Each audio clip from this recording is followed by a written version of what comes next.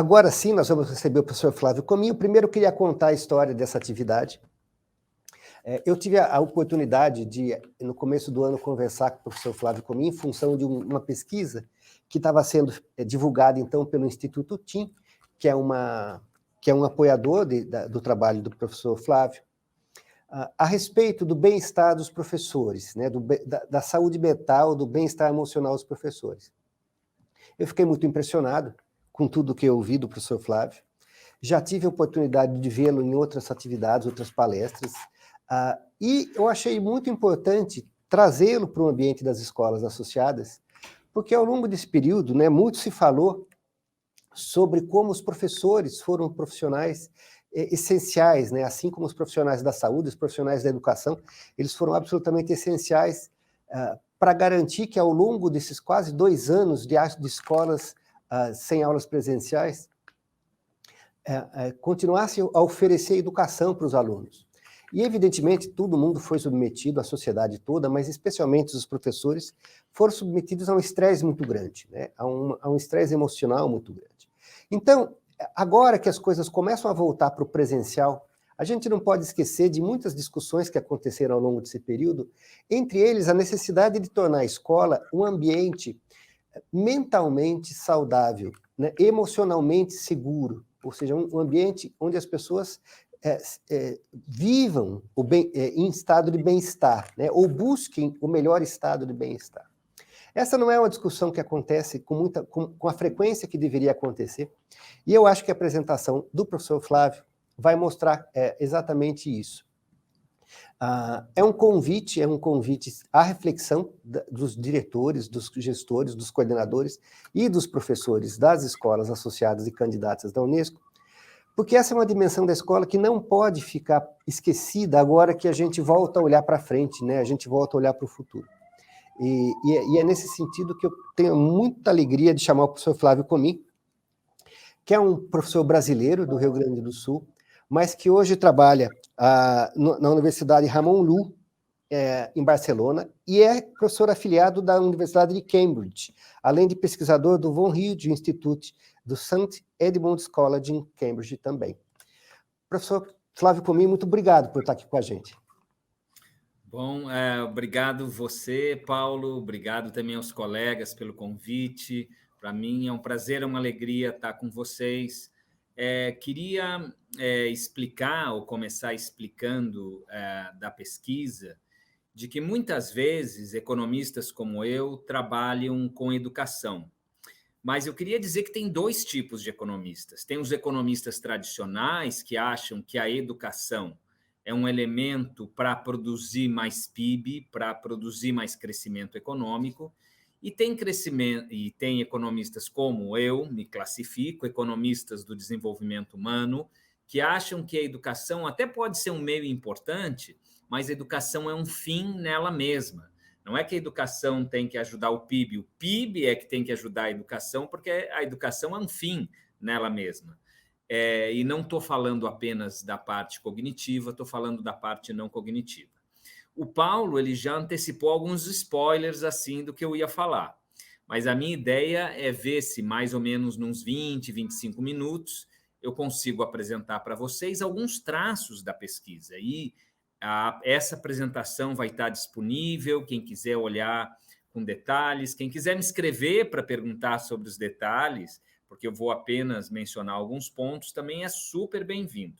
Então, vamos ver se vai funcionar aqui. Eu vou compartilhar a pesquisa. Talvez antes de entrar na pesquisa, eu menciono que essa pesquisa aconteceu meio por acaso. Uma parte dela aconteceu por acaso. Por quê? Porque nós tínhamos pesquisado para o Instituto TIM a questão da educação matemática, dentro de um projeto chamado o Círculo da Matemática do Brasil. A gente estudou a educação matemática das crianças, estudou a educação matemática dos adultos, o analfabetismo matemático que existe no Brasil. A gente olhou também para a relação entre os pais, a gente mediu a matemática dos pais com a matemática dos filhos. Existe uma transmissão quase intergeracional não apenas de falta de conhecimento matemático, mas de visão negativa que as pessoas têm da matemática. E essa é o encerramento da trilogia, onde a gente olha para o professor, para a professora, que é o elemento fundamental da educação.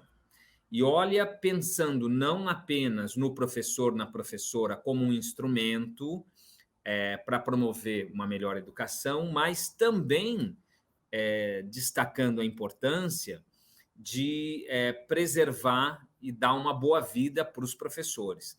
A vida é parcialmente o dinheiro que a gente ganha ou não ganha, mas é também o que a gente faz durante o dia.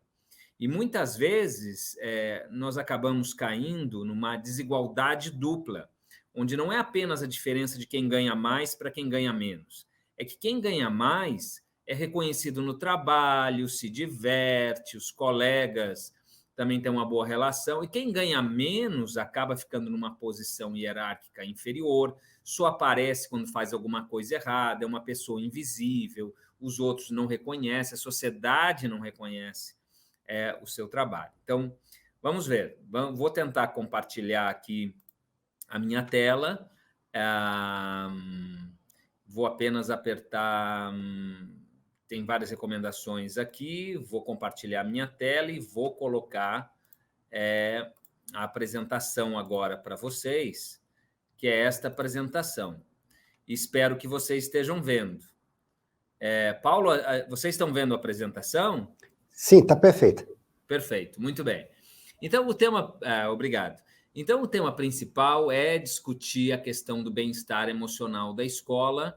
E, claro, a gente começa com um quadrinho sobre o burnout dos professores, mas a verdade é que a gente viu durante a pandemia esse sendo, não apenas no Brasil, mas sendo no mundo, grande objeto de discussão. Esse artigo que saiu na Folha de São Paulo, Pandemia desafia professores e traz alívio a quadro geral de depressão e burnout, que é estranho, não é? Essa foi a nossa pesquisa, que saiu na Folha, feita pelo Paulo Saldanha, que é um excelente repórter que cobre a educação. Mas vou direto para explicar a nossa pesquisa. A nossa pesquisa foi o seguinte: a gente primeiro viu que no Brasil tem quase 1,5, 1,4 milhão de docentes do ensino fundamental. Tem uma grande percentagem, 80%, que são mulheres, a idade média é 41 anos, brancas 42%, e a gente montou uma amostra, que é uma amostra com parâmetros similares, de idade, de composição, de racial também. A gente viu, logo no início, que a gente poderia fazer isso da maneira mais abrangente possível. Então, no primeiro estudo, a gente montou uma amostra simples, nacional, com quase 800 professores, nos dava uma margem de erro de 3%, 4%, e o nosso trabalho era esse. Por que eu disse lá no início que tem uma parte do nosso trabalho que foi casual? Porque a gente se deu conta que a gente tinha construído um marco zero justo antes da pandemia se desenvolver. Então, a gente resolveu, no final de 2020, tirar uma outra medida. E agora a gente poderia tirar até uma terceira medida, mas a gente resolveu tirar uma segunda medida. E o que acontece é que vários professores mudam de telefone, não usam mais o e-mail que disseram que usavam. E aí nós perdemos algumas pessoas por conta disso. Mas não porque elas se negaram a fazer, porque as pessoas realmente mudam muito de telefone, muitas deixam de usar aquele telefone que era a referência que nós utilizamos antes para entrar em contato com elas. Mas a gente conseguiu quase 300 pessoas para fazer esse follow-up. E o que a gente fez? A gente usou todos os instrumentos para medir burnout, depressão, mas também a gente quis olhar o outro lado, olhar o lado da satisfação, olhar o lado da autoeficácia, para ter uma figura mais completa. Os estudos que nós vimos, não apenas no Brasil, mas fora do Brasil, eles normalmente escolhem, né? O Maslach, ele é muito utilizado, o MBI, ele é muito utilizado para registro de burnout. Tem versões que, como a que a gente usou, que são específicas para professores. O PHQ-9, que é um questionário usado inclusive na área médica, para identificar evidências de depressão. Ele não é uma análise médica, mas ele é o princípio, ele é usado algumas vezes em parceria, ele também estava validado para o Brasil e as outras escalas também. Então, a gente resolveu fazer tudo, né? O questionário foi maior do que poderia ter sido, mas a gente ficou com uma visão bem rica. O que a gente viu logo no início?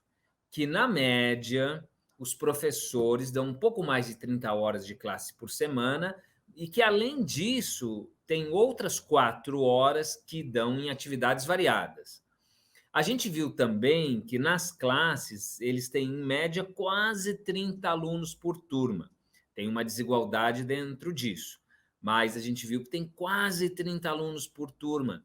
A gente viu que 3/4 das pessoas que responderam à pesquisa, dos professores e professoras, trabalham em bairros que são economicamente mais vulneráveis. A gente viu que 1/3 desses professores trabalha em escolas onde não tem material didático básico, apesar de que existem 2/3, a gente volta agora, que as escolas têm algum acesso a novas tecnologias. Então, a gente pode chegar a um paradoxo, assim, que algumas escolas têm laboratório de computação, mas elas não têm materiais básicos para fazer uma prova, ou principalmente como material didático para crianças do ensino fundamental. Um dos elementos que é muito forte, que todo mundo aqui que é professor sabe, é que professor leva trabalho para casa. E aqui nós tivemos que 65%, 2/3, sempre ou quase sempre, levam trabalho para casa. Ou seja, se a gente for colocar que alguma vez levou, esse número vai à completude. Mas que levam sempre ou quase sempre trabalho para casa. Por que a gente fez essa pergunta? Porque isso, claro, obviamente é uma questão por trás do burnout. Assim como é uma questão de que os professores trabalham não apenas numa escola, mas tem um percentual dos professores que trabalham em 2 ou mais escolas, no caso, 1/4, e tem outro quarto que tem alguma outra atividade para complementar a renda. Esse, de fato, é um elemento que nos preocupou muito desde o início, que com a diminuição do prestígio que existia, dos professores, a maneira pela qual as próprias tecnologias reorganizam as atividades didáticas, as pressões que existem, e outros elementos que a gente vai mostrar, de que poderia estar havendo uma desprofissionalização dos professores, que as pessoas passam a dar aula não como atividade, muitos não como atividade principal, mas como uma atividade complementar. Então, quando a gente fala que tem 1/4 que tem outra atividade para complementar a sua renda, pode chegar um momento que a gente já não sabe mais o que complementa o que, e é uma preocupação que nos levou a fazer esse estudo. Uma preocupação muito clara por parte de 12% dos professores, daqueles que já passaram por algum período de desemprego. E a gente vê isso apenas no ano passado, e um percentual importante, né? 1 em 6 tem medo de perder o emprego atual. Isso faz com que os professores tenham um posicionamento diferente. E para aqueles que têm estabilidade, a gente tem um outro problema, que é atraso ou parcelamento de salário, ou seja, 40% nos 2 últimos anos tinha experimentado algum atraso ou parcelamento de salário. E 10% dizia ter um atraso frequente de salário. Então, coloquem todos os elementos juntos e fica claro que a vida do professor, das professoras, não é fácil. Mas se a gente adicionar ainda o contexto de violência daquele alto percentual que trabalha em bairros vulneráveis, apesar de que a violência não é exclusividade de bairros vulneráveis, a gente vê números que não deveriam nos surpreender, porque eles já aparecem no censo escolar, já aparecem em outras estatísticas brasileiras, mas que, pelo que eles estão dizendo, eles deveriam sim nos surpreender, continuar nos surpreendendo. Que a gente tenha 64% dos professores que tenha visto agressão verbal ou física de alunos a professores e funcionários da escola, e que isso suba para 72% quando fica entre alunos, registra ambientes que são muito violentos. Que a gente tenha 1 em 5 alunos, 21%, que já tem ameaçado, algum aluno tem ameaçado um professor, isso é altíssimo. Ou de que os alunos, os professores tenham visto os alunos sobre algum efeito de bebida ou de drogas ilícitas, esses são números relativamente bastante altos. Então, claro, a gente começou primeiro a ver o que os diferentes instrumentos de satisfação, do lado bom e do lado ruim. A psicologia social nos ensina que as duas coisas podem acontecer. A gente pode ter dentro do trabalho um aspecto positivo junto com um aspecto negativo. Então, quando a gente começa com o positivo, a satisfação no trabalho dos professores, a gente vê que tem um percentual que é bom, assim, no qual os professores indicam que a coordenação ajuda o trabalho dos professores. A gente vê que, quando a gente perguntou, professores estão expostos a hostilidade e conflitos com as pessoas no trabalho, a gente vê que é um percentual menor, é significativo, né? Mas é menor que concorda com isso. Ou seja, a gente tem um terço aqui, assim como a gente tem um terço aqui em cima, dos que discordam que a coordenação ajuda, ou seja, um bom percentual. Não sei se vocês estão vendo a minha flecha aqui, mas que diz que concordam. E parece que esse um terço ele vai sendo distribuído dessa maneira, a não ser quando a gente chega na ideia de que em 5 anos as qualificações continuarão válidas. É um percentual muito alto, 80% mais, 82,2% dos professores que acham que as qualificações continuarão válidas. Isso chamou nossa atenção. Quando a gente passa para a discussão de burnout, a gente vê que os professores estão cansados. Eu vou fazer história curta aqui. Os professores estão cansados, os professores se sentem esgotados, tem um percentual significativo que acha que está se esgotando emocionalmente, um percentual também não desprezível que diz que se sente frustrado com o trabalho e um bom número que diz que se sente no limite. Então, claro, isso para quem conhece o ambiente escolar sabe que muitas pessoas estão no limite. O professor que está no limite não é aquele professor que entra na sala gritando. O professor que está no limite é aquele que nem mais grita. Deixa rolar o que está rolando, passa o dia como pode. E, claro, as consequências pedagógicas desse massacre a esse professor, as consequências pedagógicas são evidentes. Em protocolos que existem de medir, protocolos que são feitos por várias instituições que monitoram qualidade da educação, talvez o mais básico que a nossa pesquisa mostrou é quando o professor já não dá mais aula daquilo que ele é para dar. O professor de matemática já não dá mais matemática, ele vai conversar sobre algo de interesse dos alunos. O conteúdo de matemática ele é muito pequeno, porque quando ele entra naquilo, os alunos têm uma reação negativa. Então, tem muita coisa para a gente conversar aqui, mas vai piorar, porque depois do burnout tem o questionário da depressão. E aí tem muita coisa, né? Percentuais significativos que não deveriam ter. A gente tem um índice, usando esse instrumento de depressão, de 16,6, quando as evidências internacionais para essa mesma faixa de idade, as mais altas são na faixa de 10% e as normais são na faixa de 5%, 6%. Então, a gente ter 16,6% é um problema seríssimo. Um percentual significativo que sente desânimo, que tem dificuldade de dormir, que come muito ou que come pouco, que sente falta de energia. E aí, a pergunta pior, se a pessoa alguma vez já pensou em estar morta. E o resultado que a gente teve é que 14%, que é esse complemento aqui, já pensou que alguma vez seria melhor estar morto.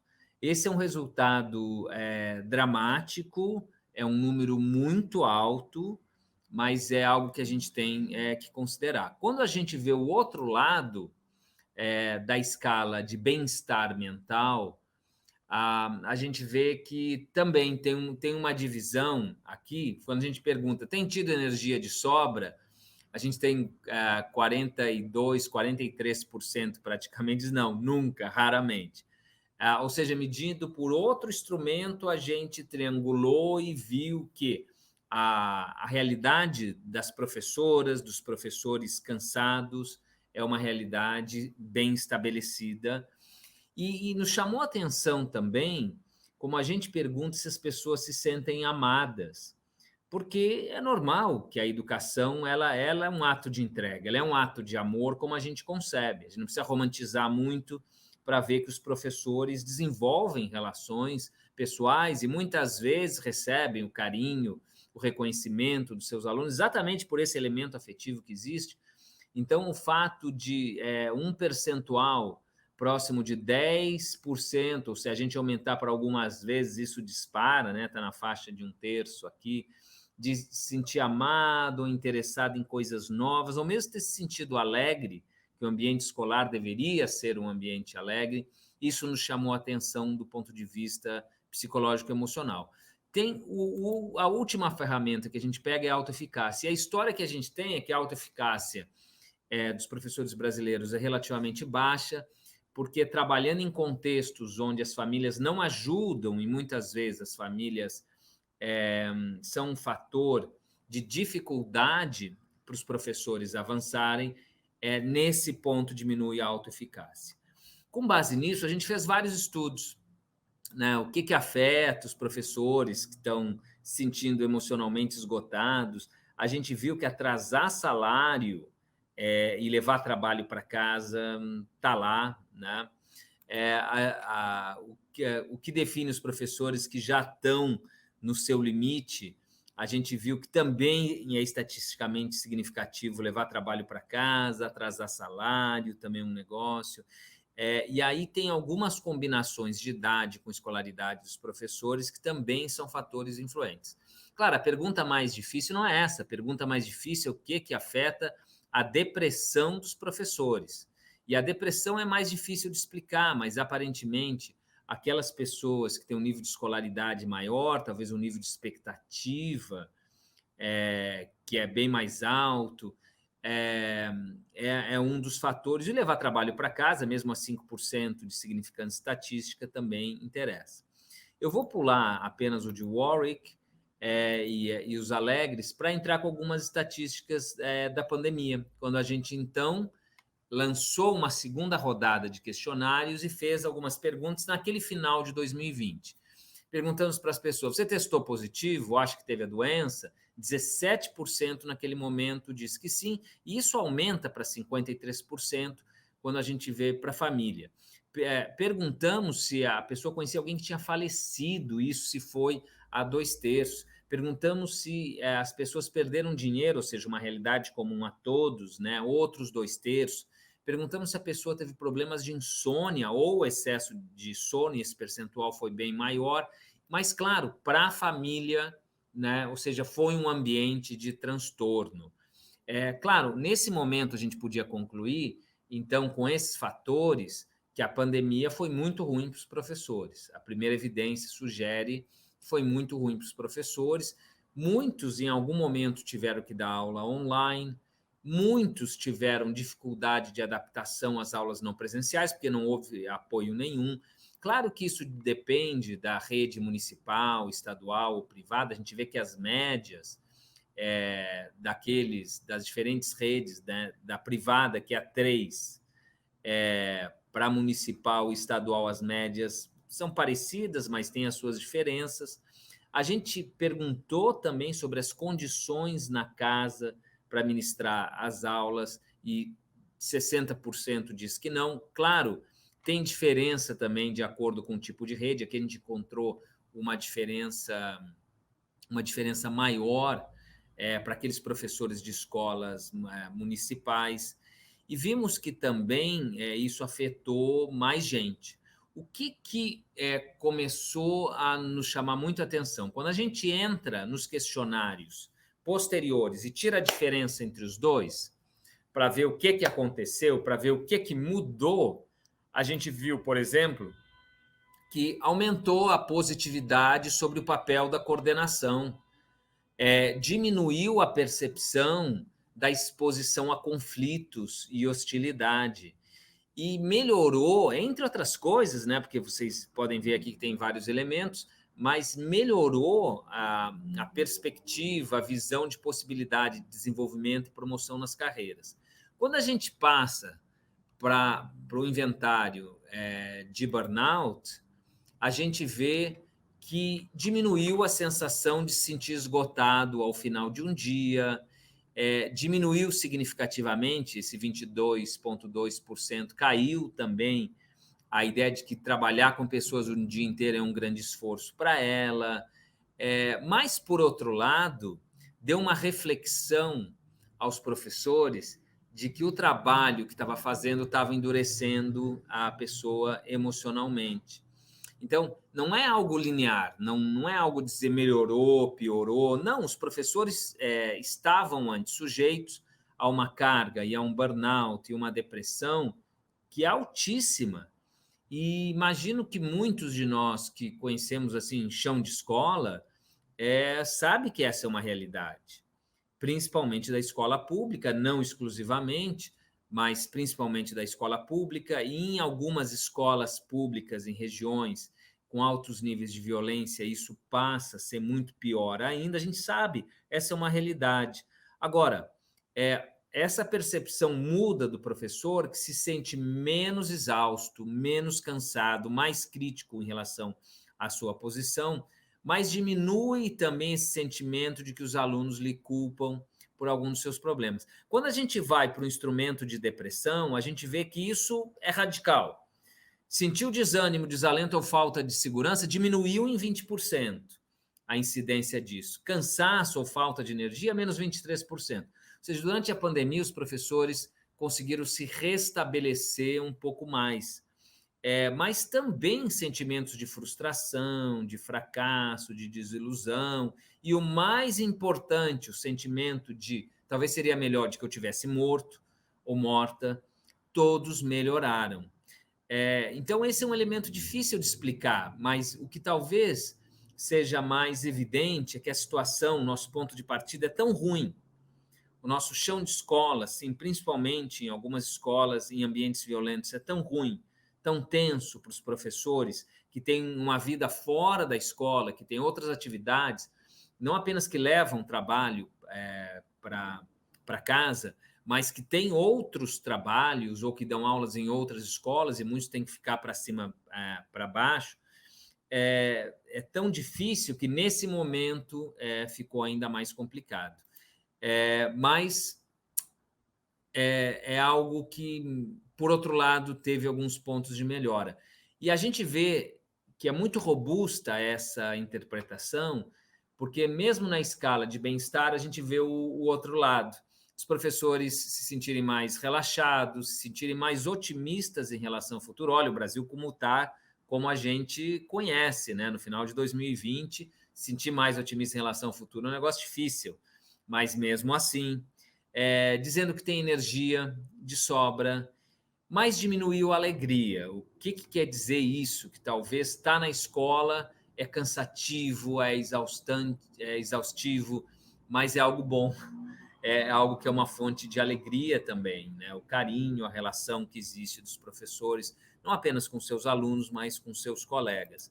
A autoeficácia foi muito interessante também, porque diminui essa percepção de que os pais atrapalham, diminui essa sensação de impotência, de que eu não consigo dar uma explicação, que eu não consigo elaborar boas questões para os meus estudantes, que eu não consigo ajudar os estudantes a pensarem criticamente. Ou seja, tem alguns elementos aqui que vão em direções opostas.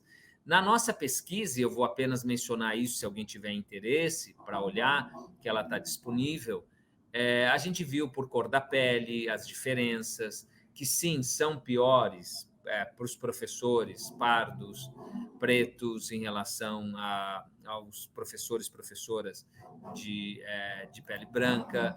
A gente abriu isso aqui, a gente viu também quais eram os principais fatores determinantes, abrimos todas as descritivas, e aí nós chegamos às conclusões que eu botei aqui, algumas principais, e que tratam do seguinte: houve muita dificuldade de adaptação, Houve muito problema para os professores trabalharem em casa, mas a pandemia abriu algumas portas, porque os níveis de burnout, os níveis de depressão estavam e de baixo nível de bem-estar estavam altíssimos antes.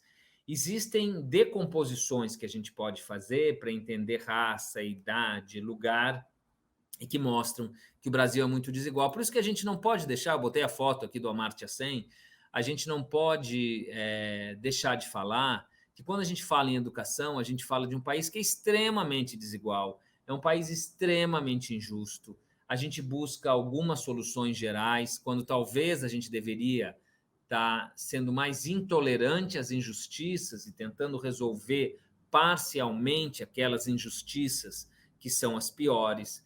Alguns economistas, como a Acemoglu e o Robinson, vão dizer que o problema é que a gente tem instituições, tem um erro tipográfico ali, instituições que são instituições extrativas. O Brasil tem instituições extrativas e não tem como arrumar isso.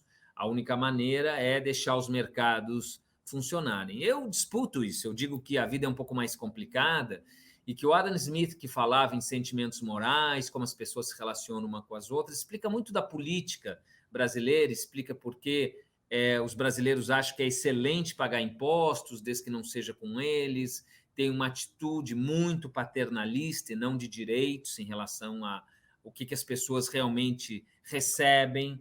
Esses dois pesquisadores, a Piketty e o Wilkinson, eles escreveram esses dois livros dizendo que a desigualdade faz a gente adoecer.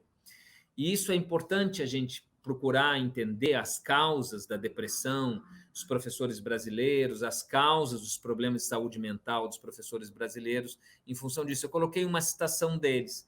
Eles dizem: a desigualdade tem efeitos psicológicos grandiosos. Vivendo em uma sociedade mais desigual, muda a maneira que a gente pensa e sente de como a gente se relaciona um com os outros. Isso faz com que aquelas sociedades que são mais desiguais sejam tão disfuncionais. E não se poderia usar isso de uma maneira melhor para explicar por que a gente ainda tem tanto preconceito no Brasil, por que principalmente nossas classes dominantes elas buscam distinção à la Bourdieu, porque os problemas que a gente vai ter que enfrentar no futuro, como a mudança climática, que todas as projeções nessas linhas vermelhas dizem que vai ser menos pior ou pior, mas as projeções mesmo, elas não sinalizam. Por que nós entramos agora num modelo de automação de processos que pode deixar muita gente não apenas desempregada, mas não empregável, o que é diferente, como fica a escola dentro desse contexto, como os professores, muitos dos quais têm medo hoje de ser desempregados e possivelmente vão encontrar essa situação pelo uso dos processos de inteligência artificial, que podem, inclusive, substituir os professores. Como isso se adapta ao fato de que a nossa pirâmide populacional, eu coloquei para vocês aqui a projeção até 2050, como ela inverte, como ela muda radicalmente. E a gente está pegando essas crianças agora, que a gente poderia formar capital, poderia engajá-las para dar um futuro sustentável, e a gente está jogando o futuro das crianças no lixo. Os professores são vítimas desse processo, mas a gente não pode esquecer que esse processo vai contra a gente. O envelhecimento que resulta dessa inversão da pirâmide populacional faz com que a gente esteja perdendo, se não a gente já perdeu, os melhores momentos. E o que a gente vê? A gente vê um processo de absoluta polarização política. Isso não é apenas um fenômeno no Brasil, a questão da polarização. Flávio, você está aqui falando de política, defendendo terceira via? De jeito nenhum. O que eu estou falando é de como, mesmo quando a gente discorda, como a gente pode tentar encontrar caminhos comuns. Mas a gente está longe disso. E eu acho que grande parte disso tem a ver com a extrema-direita.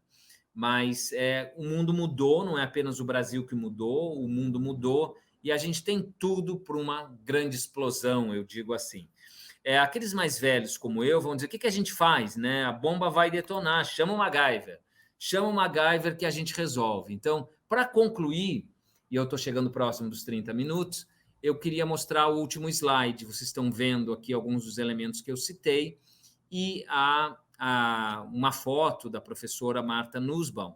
E, nesse momento, eu vou fazer assim a conclusão para vocês. Deixa eu ver, eu estou deixando de compartilhar aqui, vamos ver se funciona.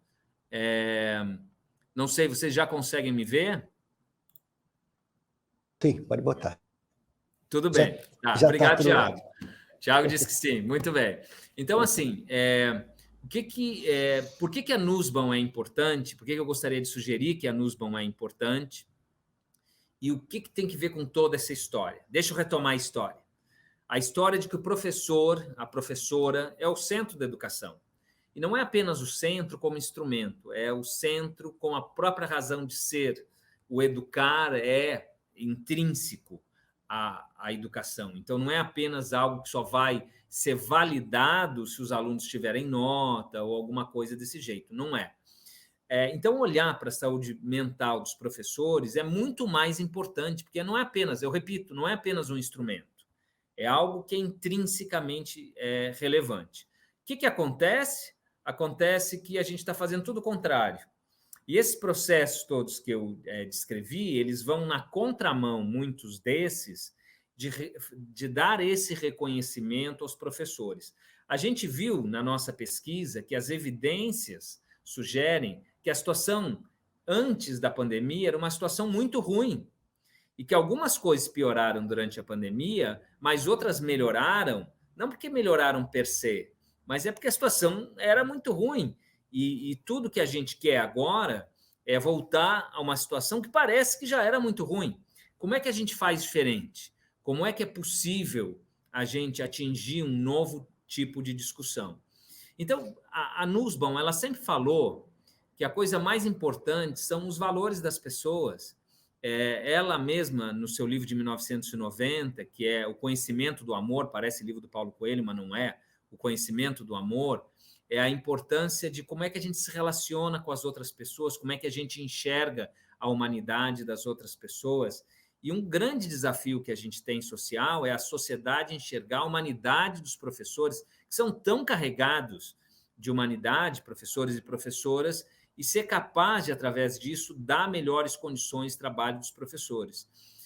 Mas isso é um ponto. A gente precisa de soluções que sejam soluções integradas.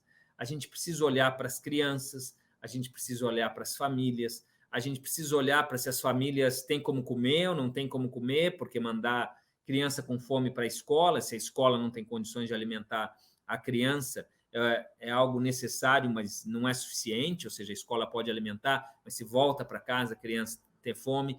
Ou seja, não existem políticas educacionais que vão resolver a educação.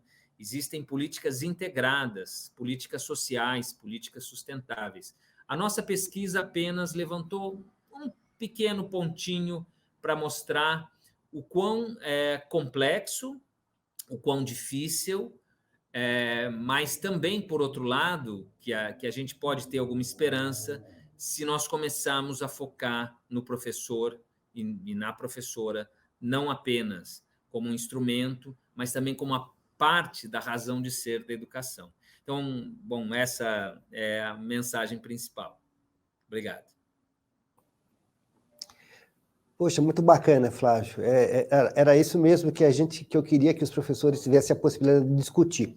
Alguns comentaram no chat que tem muito dado, que perguntaram se vai estar disponível. Sim, quando acabar o evento, a gente vai organizar no site da Rede Pé Unesco, não só o acesso às gravações, como dos materiais que foram utilizados também, porque tudo a gente quer que seja material de trabalho para vocês. Uhum. Na verdade, né, desde a concepção do encontro, a gente quer que isso tudo fique como algo que dê suporte ao trabalho das escolas, às reflexões, aos planejamentos. Então, que vocês continuem assistindo, estudando mesmo, e esse é o objetivo disso que nós estamos fazendo aqui.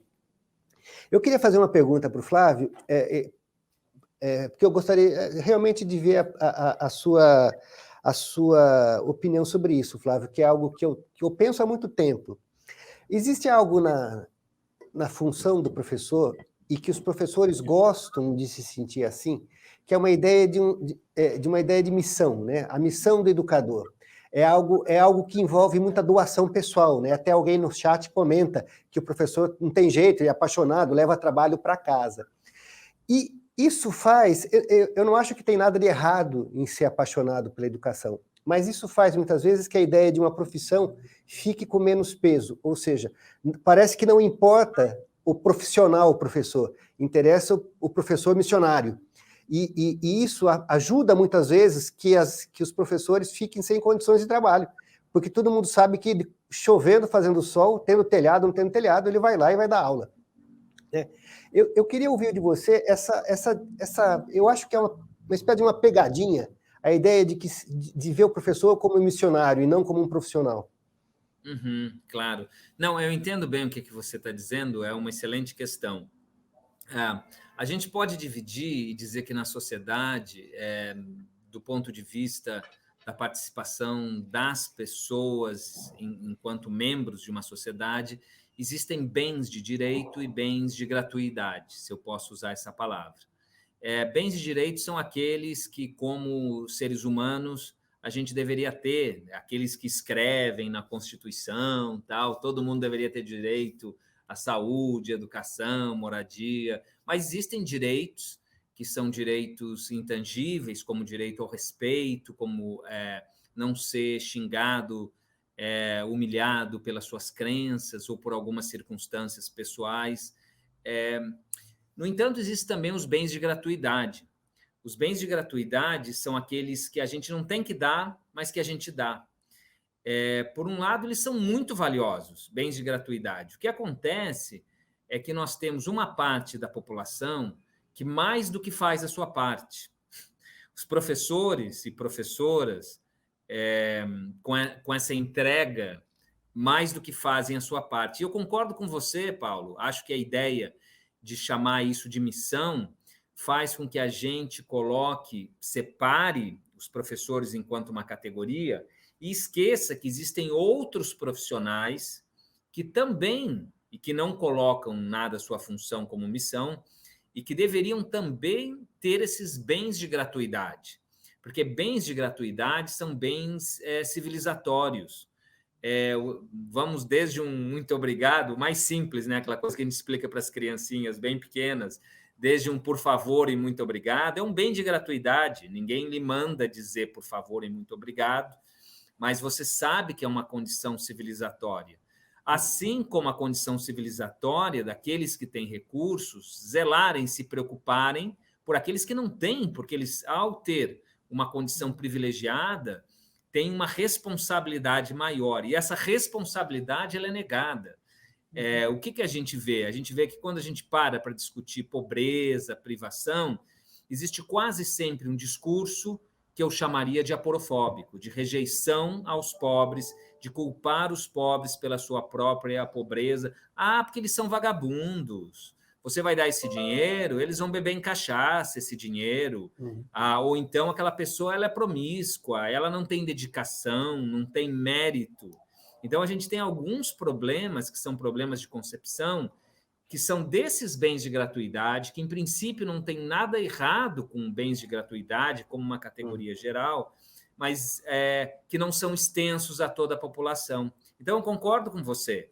Eu não acho que educar é apenas uma missão, apesar de que a gente se sinta assim, mas o fato é que, ao não cobrir isso para toda a cidadania, tem parte da cidadania, principalmente a parte mais privilegiada da cidadania, que se exime de responsabilidade. E aí a gente tem o nosso problema, porque aí aquelas pessoas não dão aquela contribuição, não fazem aquilo que poderiam fazer. Claro, esse não é um problema individual, é um problema de ação coletiva, e é o que torna mais complexo isso. Isso tem a ver com lideranças, em como a sociedade está organizada, em como a gente constrói consensos sobre aquilo que deve ser feito.